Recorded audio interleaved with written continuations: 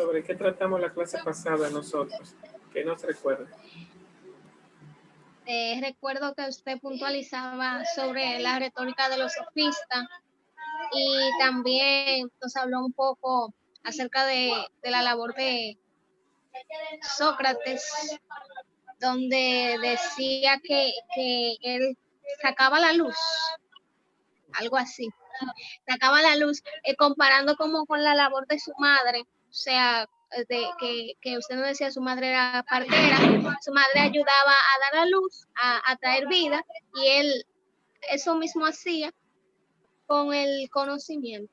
También hablamos acerca de que la retórica sofista se basaba en eso de tener la razón, de convencer por medio de la razón, y que en frente a eso nacía la lógica para combatir esa retórica. Ok. Bien. Cuando hablamos de lógica, vamos a ver. Ese paso de los sofistas a Sócrates, ¿no? Cuando hablamos de los sofistas, es el espíritu impositivo, ¿no? Yo tengo la razón, el sofista se caracteriza por hablar duro, no discutir, combatir con las palabras. Lo buscan de forma también doctrinal, entienden que eso es lo que hay que hacer. Uno no puede perder la batalla. Antes era batalla muscular, ahora es batalla verbal. Y por lo tanto, si tú estás discutiendo conmigo, tengo que levantar la voz, no dejarte hablar e imponer mi discurso, porque el juego es yo ganar, porque mi verdad, una de las cosas que decía Protágoras, uno de los padres de los sofistas, era que la verdad era tuya, o sea, tú tienes la tuya y yo tengo la mía. Entonces, Sí, buenos días. buenos días, Marilis. Entonces nos decía que había que convertir los pensamientos débiles en pensamientos fuertes. ¿Y cómo convertirlo en fuertes? Bueno, hablando duro, no dejándose ganar, no dejando al otro hablar, imponiendo mis razones. Bueno, entonces, en un mundo en que todo el mundo tiene la razón y en el que nadie puede perder, no sé, las discusiones, si yo me siento ofendido, estoy como incómodo, no puedo silenciarme, tengo que buscar razones aunque sean de otro discurso. ¿Quién eres tú para hablarme de esa manera? Yo sé de dónde tú vienes, tú lo que eres, o tú sabes quién soy yo. O sea, se cambia el discurso por un discurso más defensivo, atacando al otro o sobresaltándome yo, o buscando cosas de la historia que no tienen que ver con lo que estamos discutiendo. ¿Y qué sabes tú de lo que tú estás hablando? Entonces se sale uno del discurso para entonces atacar y ofender al otro. Dino Analizando esa forma que usted nos dice, maestro, yo creo que en la actualidad todavía tenemos sofistas porque existe un, un tipo de personas que todo el tiempo quieren tener la razón, independientemente, así mismo como usted dice, buscando argumentos lejos del tema en que se discute para poder ganar, aunque no se, o sea, aunque no se tome así como una filosofía sofista, pero sí se practica. Digo, en la práctica tenemos sofistas en la actualidad. Okay. Lógicamente. Bueno, profe, hay en algunos aspectos, profe. Sí, te escucho, Eusebia, adelante. Hay en algunos aspectos que yo en veces me he comportado como sofista, pero eso sí, porque tengo la razón, porque por lo menos si yo le dije a una persona, mire, esto es así, y yo tengo conocimiento de que hay que guayar la yuca para ganarme, porque por lo menos si yo tengo el conocimiento, yo sé que de esa forma, yo se lo explico de las 70,000 formas que hay que decírselo, para tratar de convencer lo que es así, si yo lo conozco de esa forma, claro está. Ya, bueno, entonces ahí está el problema, ¿no? Porque ¿qué busca, según los sofistas, cuando uno discute y uno habla alto y uno no deja hablar al otro, o uno busca mil razones a veces que no tienen que ver con el tema, pero para uno no perder la razón, sino uno imponer la suya o ganar la suya. En el fondo, ¿qué es lo que uno está buscando cuando uno no quiere perder, uno quiere ganar, uno no se quiere dejar vencer? En el fondo, lo que uno está buscando es según los sofistas, su grandeza humana. Ellos le llaman arete. Aquí el que sabe soy yo, tú no sabes, yo soy el que sé. Ese es como el orgullo de ser gente, el orgullo de ser persona. El que pierde en la discusión, decían los sofistas, pierden su arete. Arete viene de aristócrata. Aristócratas son los mejores.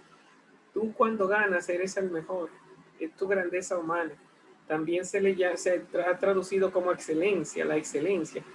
Yo diría hoy realización humana, dignidad humana, que eran frases que no se mencionaban antes. Pero cuando una persona discute, que no quiere quedar abajo, como decimos hoy, de que salir de abajo de un camión, cuando dos personas están discutiendo, es como que no quedar yo humillado. Si estamos discutiendo, quedar yo victorioso. Y aunque tú no tengas la razón, de repente no quieres perder, tiene miedo de perder. ¡Cállate! El otro tiene que callarse porque en mi verdad tiene que ser escuchada y tiene que prevalecer. Y a veces estamos en esos conflictos. Yo te entiendo, pero tú a mí no me entiendes. Es como que yo tengo que salir y ser acogido, tengo que ser aceptado. Y si no, tengo que humillar para prevalecer sobre el discurso. Entonces, en el fondo, muchas veces, en el fondo es uno mismo, ¿verdad? Muchas veces ya no es ni siquiera lo que se está discutiendo. Dice, no es por lo que estamos diciendo, es por dignidad. A veces uno hasta lo dice. Lo importante a veces no es el discurso, sino como el yo. ¿Cómo quedo yo de frente a la discusión? ¿Cómo queda mi imagen? ¿Qué van a pensar los otros si yo me quedo callado? Imagínense un profesor que de repente diga algo y el alumno tenga más razón que el profesor y el profesor quede allí como con ese miedo por dentro. ¿Y qué van a pensar los muchachos? Entonces, ¡cállese! Aquí yo soy el profesor. Entonces, ese discurso tiende a ser ofensivo. ¿Por qué? Porque en el fondo se defiende. ¿Y por qué se defiende? Porque cuando uno pierde el discurso y uno sin querer, queriendo o sin querer, ha puesto el valor de su vida en la palabra que uno está sosteniendo, en el discurso que uno está sosteniendo. Si tú pierdes la discusión, quien pierde no es el discurso, quien pierde soy yo. Entonces, ¿quién soy yo? Soy como la víctima, el perdedor. Ahí está el problema. Que entonces de repente se pasa de la verdad a mi yo. Se pasa de la razón a mi ser. Entonces ya el problema no es lo que yo dije, sino que tú me humillaste, tú me faltaste al respeto. Uno entra en ese complejo de víctima, que son dolores reales, psicológicamente hablando, ¿no? Entonces, te recuerdo yo a un borrachín que estaba ahí de frente a un policía. El policía se veía con esos mollerotes grandotes. Y el borrachín flaquito, medio rubito. Yo lo recuerdo yo porque yo estaba en el carro y se me había dañado y no podía irme. Y me estaba dando miedo esos dos hombres ahí enfrentados. Ese muchacho flaco, así con su camisa por fuera, medio rubio. Y entonces yo bajo el vidrio y le digo, amigo, pero cálmense, porque yo veo al policía que está como tratando de que, es más, como que en un momento quiso como evitar la discusión, de que como que uno no se va a desgraciar. Y le digo yo al borrachín que está cerca de mí, amigo, pero cálmese. Y me clava así los ojos. Y me mira, yo estaba sentado en el carro. Entonces, yo recuerdo esos dos ojos así vidriosos, verdes, como con tinte de sangre, como con venas de sangre. Y me dijo baboso, me dijo, oye, bueno, yo no pude ya decir nada, yo subí el vidrio, pero el problema es esa imagen, ¿verdad? Yo no soy ningún baboso. Ese sentirse herido por la palabra del otro. Bueno, eso, entonces ahí al final no es lo que se discute, es la imagen, es el quién soy yo, cómo quedo yo parado de frente al otro. Y voy yo a perder frente a ti. Entonces ahí los sofistas están claros de que al final hay que imponer la verdad porque lo que tú salvas, hay que imponer la verdad porque lo que tú salvas es tu misma estima, ¿no? Tu mismo yo.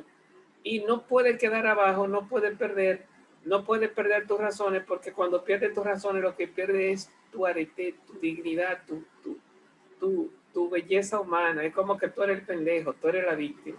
Bueno, entonces, parece que Sócrates cuando entra en escena viene con otro espíritu. Sócrates no discute con sus verdades, no tiene nada que ganar. Entonces, cuando Sócrates viene a discutir, entra en discusión. A Sócrates le gustaba estar provocando a los otros, pero no diciendo sus verdades, sino hablando con las verdades de los otros, haciendo preguntas. Y, ay, tú sí sabes, ¿qué tú piensas? Entonces, lo importante no es lo que yo sé. Si tú le preguntas a Sócrates, ¿y tú qué dices? No, yo solo sé que no sé nada. Sócrates es el que no sabe. Entonces Sócrates no discute con lo que él sabe. Él escucha, no tiene, cállense, óiganme, entiéndanme. No, Sócrates, a Sócrates no hay que entenderlo. ¿Por qué? Porque si a ti hay que entenderte, ya tú vienes con una herida por debajo. Si a ti hay que escucharte, entonces ya tú vienes exponiendo un dolor. Entonces, Sócrates no venía así, Sócrates venía con esa herida curada ya. O sea, Sócrates, tú no, como decimos, tú no le podías matar el gallo en la funda porque ya lo traía muerto. Tú no le podías matar su orgullo porque ya él venía con el orgullo muerto. Tú no le podías decir a Sócrates ignorante porque él decía, sí, yo lo sé, yo no sé nada, yo soy ignorante. Maestro, Ajá. una pregunta y discúlpeme por interrumpirlo. Profe, él decía, yo no sé nada porque sabía y entendía que era mucho lo que tenía que aprender, o yo no sé nada por parte de conocimiento, por falta de conocimiento. Bueno, no era por falta de conocimiento, porque él vencía a todos los peleadores, él terminaba ganándole la discusión.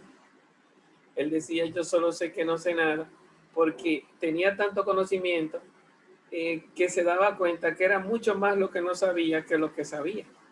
Y al mismo tiempo, como un camino a la no discusión, a la humildad. Decía que había que provocar al otro hasta que el otro aprenda que tampoco sabe, porque el que cree que sabe está enredado en su pensamiento. Sí. Y comete Entonces, según mis conclusiones, yo lo que entiendo que él lo hacía como con la intención de que, por ejemplo, yo solo sé que no sé nada, no es que no tenga conocimiento, sino que me falta mucho por nutrirme y por aprender. Y una forma de no pelear también. Exacto. Porque cuando tú estabas, ¿cómo se llama? Aferrado, encadenado a tu verdad, no, que yo tengo la razón, hay que pelear para quitarme la razón. Y si me la quitan, mal hecho, yo soy más que tú, coño. Entonces hay que pelear porque tú te ofendes si pierdes. Entonces Sócrates venía sin verdades que defender. No, yo no sé. Entonces interesante porque hay no sé si le conté de Sósimo, que era un filósofo, un sabio, que era un sabio igual que Sócrates, pero se perdió en la historia. Y ve a Sócrates y le dice, Sócrates, por lo que yo puedo ver, eres un hombre de muy bajas pasiones, ¿no? Malos sentimientos, bajas pasiones, continente de todos los vicios. Una forma de decirle a uno al otro, se te ve la maldad por fuera. Tú eres un hombre de bajos instintos, de bajas pasiones y malos instintos. Y Sócrates, propio de él, ¿verdad? Que nunca tenía la razón, que no sabía nada, que el otro siempre era el que sabía, le responde con esa frase que se me quedó a mí grabada en la mente y en el corazón. Dos frases. Una de ellas es, tienes razón, Sósimo. Y la otra es, me conoces bien. Curioso, interesante. No, es como quien dice, aquí el que sabe eres tú, yo solo sé que no sé nada. Tienes razón, Sósimo. Tú tienes la verdad. Me conoces bien. Wow, eso es lo que se llama ironía. darle siempre la razón al otro, aunque el otro venga clavándote una espada. Tú lo quieres un baboso. Es como si Sócrates respondiera, tienes razón, me conoces bien. Entonces, pero Sócrates no se queda ahí, ¿verdad? Dice Sócrates, los bajos instintos, las malas pasiones están ahí, pero la razón los ha vencido. O sea, no es cuestión de que tú vienes y vas a pelear conmigo. Yo soy el que venzo mis propios problemas. Y en ese sentido no había problema, porque si tú tienes amarrados tus locos dentro de ti, pues tú estás bien. El problema es cuando están sueltos, como decía Santa Teresa, la loca de la casa, tu imaginación revolteada. Entonces, los bajos instintos, las malas pasiones están ahí, pero la razón los ha vencido. Es como si uno dijera, baboso, dice, sí, ok, yo tengo baba, pero me cepillo todos los días y tengo la boca cerrada. El problema está resuelto. No, pero interesante porque aquí el juego es, lo que hace Sócrates es siempre darle la razón al otro, aunque el otro venga de forma ofensiva. Me recuerda ahí un caso bíblico y me recuerda un caso del Chavo del Ocho, que le dice don Ramón al Chavo, no, le dice el Chavo a don Ramón, viejo, y le dice don Ramón al Chavo, y tú sucio, Chavo. Y dice Chavo, sí, pero a mí se me quita bañándome. Entonces, el juego es, no es que no sea sucio, sino que él termina aceptando que él es sucio y que sí, interesante, pero ese no pelear porque, no, yo no soy ningún sucio. No, sí, de acuerdo, baboso, sí, de acuerdo. Tú lo que no, continente de todos los vicios, sí, de acuerdo. Todo eso está ahí. Aunque tú llegues de forma ofensiva, hasta en la Biblia, le decía un caso bíblico, llega una mujer que iba detrás de Jesús. Y Jesús es un caso rarísimo, de verdad, aquello de que Jesús no le hace caso y sigue caminando y los discípulos le dicen, Señor, pero lleva tiempo detrás de nosotros. Y dice la Biblia que es la mujer que intercepta a Jesús y se le tira al suelo y dice, ¿qué quieres, mujer? Dice, mi hija tiene un demonio. Y Jesús le dice, no me han mandado no está bien darle a los perros el pan de los hijos. Entonces, una frase ofensiva. Y la mujer, en vez de discutir y tener la razón y decirme, primero me trata como un perro y ahora me dice, no, o sea, ok, nosotros los perros lambemos las migajas que caen de la mesa de los hijos, más perra todavía, ¿no? O sea, al final, ese es romperse uno mismo, dándole la razón al otro. Eso tiene una fuerza tremenda porque dice Jesús, eso que ha dicho sacó el demonio de tu hija, ¿verdad? O sea, tu hija se liberó con eso. No es fácil ese espíritu socrático de no tener la razón, especialmente cuando lo que llega es ofensivo para uno. Cuando tú discutes te están ofendiendo. Y cuando tú te ofendes, de una vez tiene 1000 discursos para defenderte. No, eso no es así. Y si no tiene nada que decir, eso no se va a quedar así, tú me la vas a pagar. Tú siempre estás como, no pierdes, siempre estás buscando tu propia retórica, tu propio verbo, tu propio discurso, para salvar la vida y convertirte en sofista, ser grande, volver a ser grande. Y no, Sócrates es el que deja de ser grande y se hace humano, porque hacerse grande es hacerse Dios para los sofistas, y se hace humano. Ser humano es tener el control de los sentimientos. Y el que le da la razón al otro no pierde la suya, las purifica. No pierde la suya, aprende de las verdades del otro. No pierde la suya, sino que analiza la suya y analiza lo que dice el otro.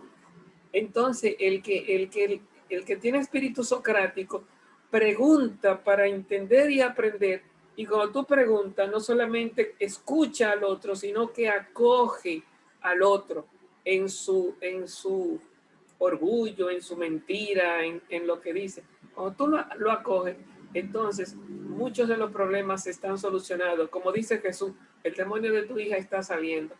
¿Qué era lo que tenía amarrado al demonio en la hija de esa señora? Ese orgullo de que yo no soy ninguna perra.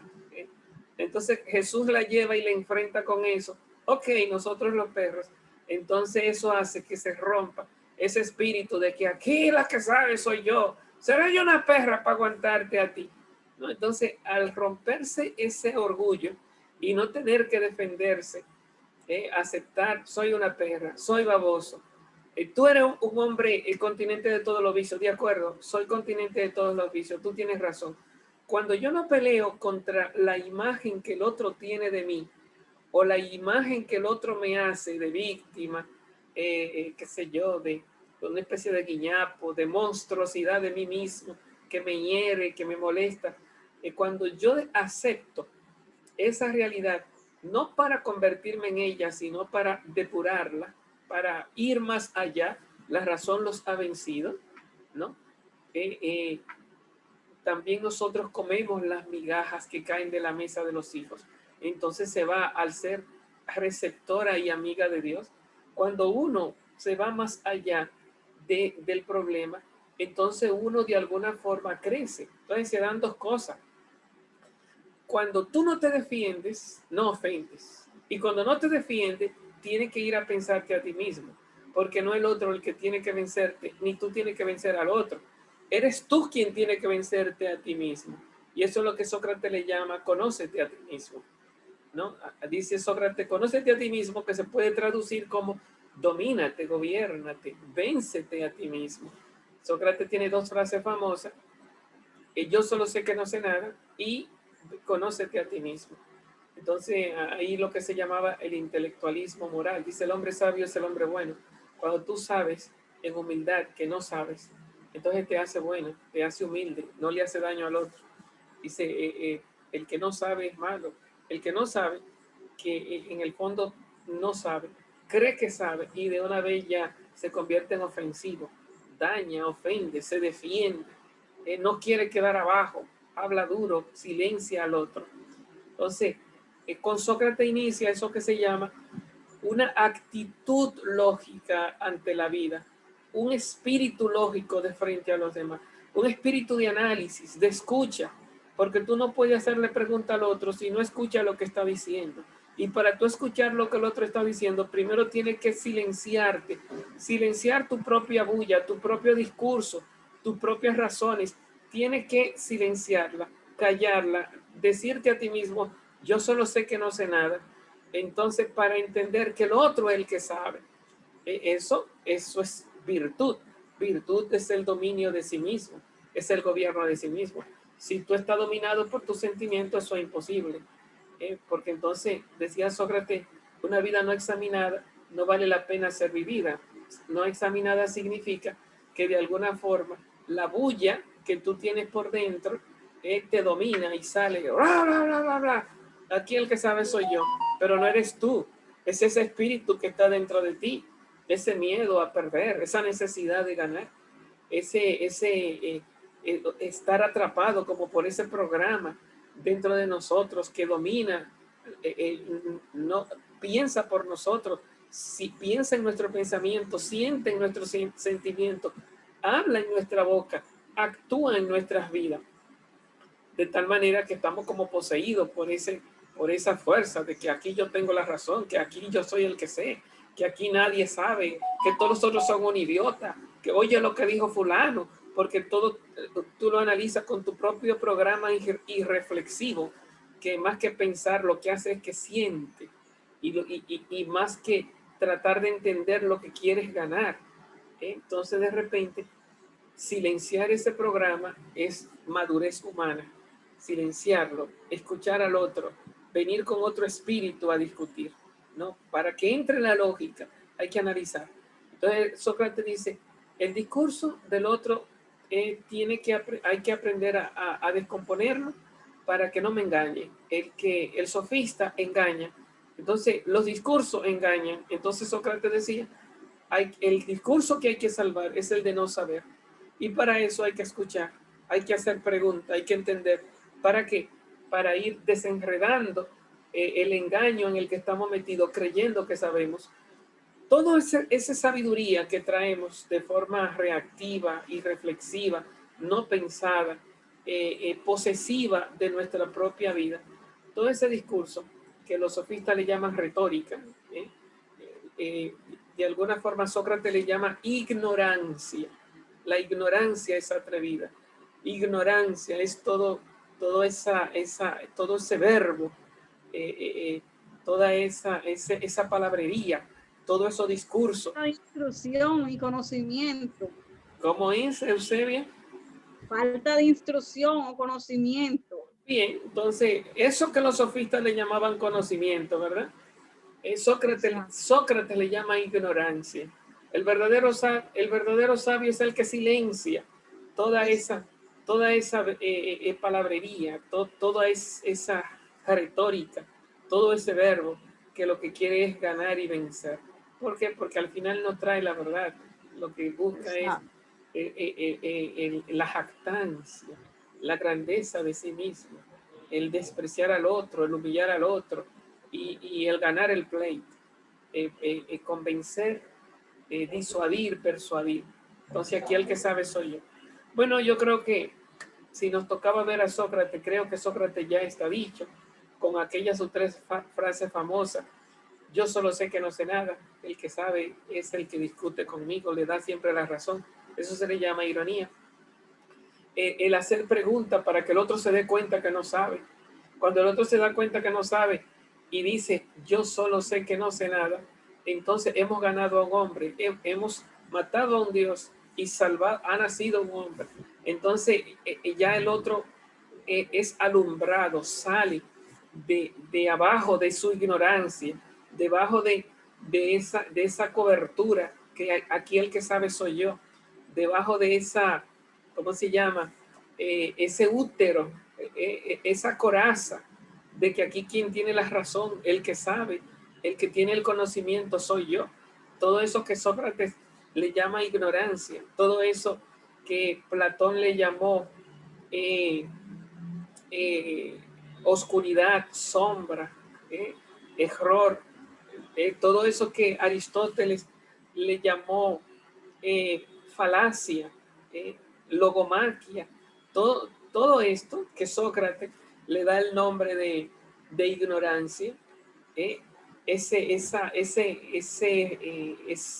palabrería, todas esas razones que yo tengo sin profundidad. Entonces, eso es lo que hay que romper, esa coraza defensiva, ¿no?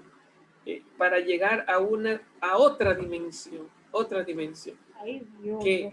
Que esa dimensión en Sócrates se llama el silenciamiento interior, ¿no? La actitud lógica le hemos llamado, del yo solo sé que no sé nada. Y que en Platón, ya entonces lo veremos la próxima clase, cómo se llama ese paso a través del diálogo. El diálogo es la dialéctica. ¿Cómo se llama ese paso de la ignorancia a la sabiduría en Platón? ¿Cómo se llama ese paso de la oscuridad a la luz de Platón? Le hemos llamado dialéctica. Si quieren, investiguense un poquito eso para la próxima clase, la dialéctica platónica. El método de Sócrates es la dialéctica, pero en Platón adquiere otro tinte, otra dimensión, la discusión, ese paso de la caverna a la luz, ese paso de la ignorancia, que como decía Sócrates, al mundo de las ideas para Platón. Bueno, entonces, ¿qué diferencia vamos a tratar de ver? La próxima clase existe entre la discusión socrática, que es ironía y mayéutica, y la discusión platónica. Entonces, ¿qué diferencia hay entre la lógica iniciada por Sócrates y la lógica iniciada por Platón, antes de llegar a cómo se maneja Aristóteles de frente a todo ese arsenal de sabiduría con el que normalmente nos defendemos? Bien, si no tienen alguna pregunta, yo creo que podemos ir ya entonces cerrando. Aquí tengo en lista a Marilis, Eusebia, Emma. ¿Quién me falta? Están todos. Presente, Eusebia, profe. Sí, Eusebia está presente. Bueno, pues nada, entonces, niñas, recuerden revisar el video. Permiso, mire, yo le mandé el correo electrónico con la evaluación. cuenta que yo lo evalué. ¿Usted lo recibió? Y yo le mandé a todos el correo y hay un paquete ahí de todos los muchachos mandándome la evaluación. Entonces ya en algún momento tengo que ordenarlo. Dime, Emma. Sí, estuvimos hablando por el grupo porque usted como que habló de un... Bueno, pues si Dios lo permite, nos seguimos viendo la próxima clase. Adiós. Hasta la próxima. Hasta la próxima. Bye.